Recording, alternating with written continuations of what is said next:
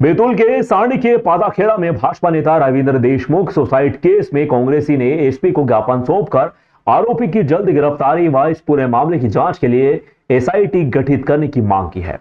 Party के जिलाध्यक्ष हेमंत वागरे के नेतृत्व में वरिष्ठ कांग्रेस नेताओं का एक दल एसपी निशल झारिया से मिला। कांग्रेसियों ने सुसाइड केस में कई अनसुलझे सवालों की जांच के लिए एसआईटी गठित करने की मांग की है।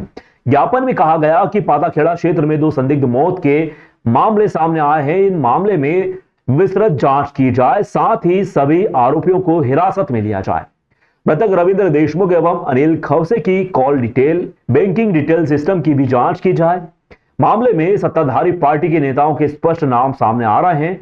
बीसी सोसाइटी में अन्य कोल कामगार का पैसा भी डूबने की बात भी सामने आई है। इसीलिए इस मामले की जांच के लिए एसआईटी गठित की जाए। अनिल खवसे पवार समाज से और रविंद्र देशमुख कुबी समाज के व्यक्ति थे, इसीलिए उपरोक्त समाज एवं उनके संगठन में भी इस तरह से संदिग्ध मौत को लेकर नाराजगी है।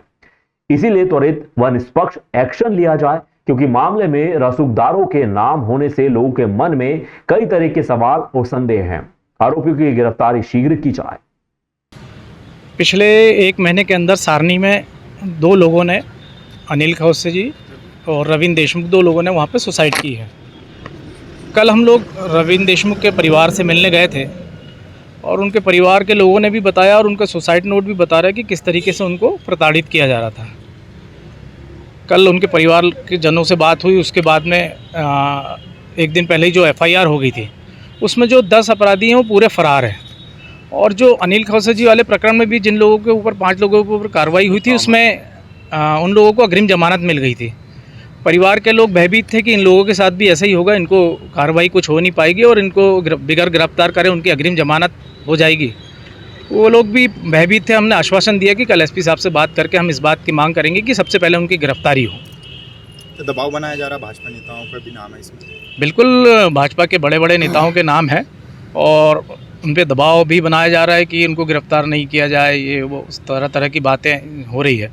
लेकिन मैं पत्रकार साथियों का बहुत धन्यवाद देना चाहता हूं कि उन्होंने इस बात को बहुत ताकत से उठाया और एक परिवार को न्याय दिलाने में निश्चित ही आप सब लोगों का सहयोग जो हुआ है वो बहुत, मैं उसके लिए आप सबका भी ऋणी हूं। सुसाइड नोट जो है उसको सार्वजनिक नहीं किया जा रहा है, उसमें और भी नाम बताए जा रहे हैं। अभी एसपी साहब अब यहाँ से सारनी गए हैं, उन्होंने कहा कि मेरे पास में उसमें नाम अगर कुछ हैं या कुछ लोग और जिनका प्रताड़ित, हमने तो ये भी कहा कि उनके बैंक अकाउंट भी चेक किए जाए कि उनने किस किस को किस आधार पर पैसे दिए।